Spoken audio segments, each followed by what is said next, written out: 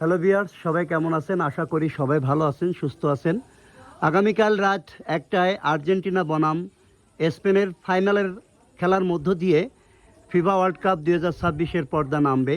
আমরা অনেকে অনেক দল সাপোর্ট করি, বিভিন্ন ধরনের মন্তব্য করি, ভালো কথা খারাপ কথা নিয়ে চায়ের দোকানে মেতে থাকি। সম্প্রতি বিগত বেশ কয়েকটা দিন ধরে ফেসবুকে আর্জেন্টিনা সম্পর্কে অনেকে অনেক ধরনের মন্তব্য, যে আর্জেন্টিনা কমিটির দল, আর্জেন্টিনা ফিফাকে কিনে নিয়েছে, প্লান্টি কিনে নিয়েছে, আর্জেন্টিনার প্লেয়ারের গায়ে লাগলেই লাল কার্ড বা ফাউল, এ ধরনের অনেক মন্তব্য আমরা বাঙালিরা করে থাকি। কিন্তু দেখেন, বিষয়টা হচ্ছে এই ফিফা ওয়ার্ল্ড কাপটা কিন্তু কারো ব্যক্তিগত মতামতের উপরে চলে না। এখানে শত শত ক্যামেরা থাকে, লক্ষ লক্ষ দর্শক সরজমিনে থাকে, উভয় পক্ষের টিম ম্যানেজমেন্ট থাকে। তারপরেও আমরা বাঙালিরা পড়ে রয়েছি বিভিন্ন সমালোচনা নিয়ে। তবে একটা আনন্দের বিষয় হলো, সম্প্রতি ২-১ দিন এই যে ইংল্যান্ড বনাম আর্জেন্টিনা খেলার পরে কিছু অন্য দলের সমর্থকরা আর্জেন্টিনা সম্পর্কে একটি পজিটিভ কথা তারা বলছে বা পোস্ট করছে। এখন কোনো দল সম্পর্কে পজিটিভ নেগেটিভ পোস্ট করা বা কমেন্ট করায় তাতে বহির্বিশ্বের এই দলগুলোর কিছু যায় আসে না।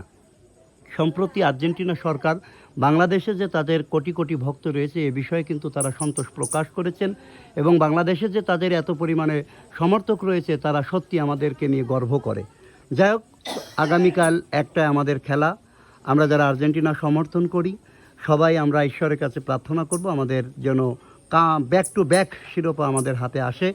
এবং যারা অন্য দল করেন, যদি মেসিকে ভালোবেসে থাকেন, আর্জেন্টিনার কোনো প্লেয়ারকে যদি আপনারা রেসপেক্ট করেন বা সম্মান করেন তার পায়ের জাদুতে, অবশ্যই আপনারাও আশীর্বাদ করবেন আগামীকাল যেন শিরোপাটা ব্যাক টু ব্যাক, এবং মেসির জীবনের যে শেষ বিশ্বকাপ তার হাতে যেন আরেকটি বিশ্বকাপ আমরা দেখতে পাই, তেমনটা প্রত্যাশা কিন্তু আপনাদের কাছে আমরা রাখি, আমি ব্যক্তিগতভাবে রাখি।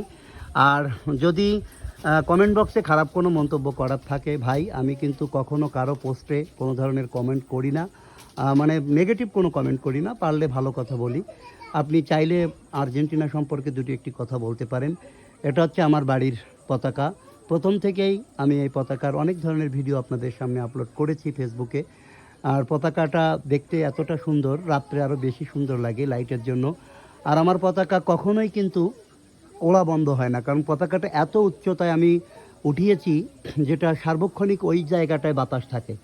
যদি নিচে কোনো গাছের পাতা নাও নড়ে, আমার পতাকা কিন্তু উঠতে থাকে, কেননা এটা অনেক উপরে, প্রায় প্রায় ৭ থেকে ৮ তলা বিল্ডিংয়ের সমান। আমাদের বাড়িতে একটি নিম গাছ আছে, সেই নিম গাছের পরেই অনেক লম্বা একটি বাঁশে আমি পতাকাটা টাঙিয়েছি। আর পতাকার মাথায় একটি লাইট আছে, সেন্সর লাইট, যেটা সন্ধ্যার সময় অটোমেটিকলি জ্বলে এবং ভোরবেলায় আপনা আপনি নিভে যায়। আর যেটি লম্বা লাইটিং দেখতে পাচ্ছেন, এটা বিদ্যুতের সাহায্যে।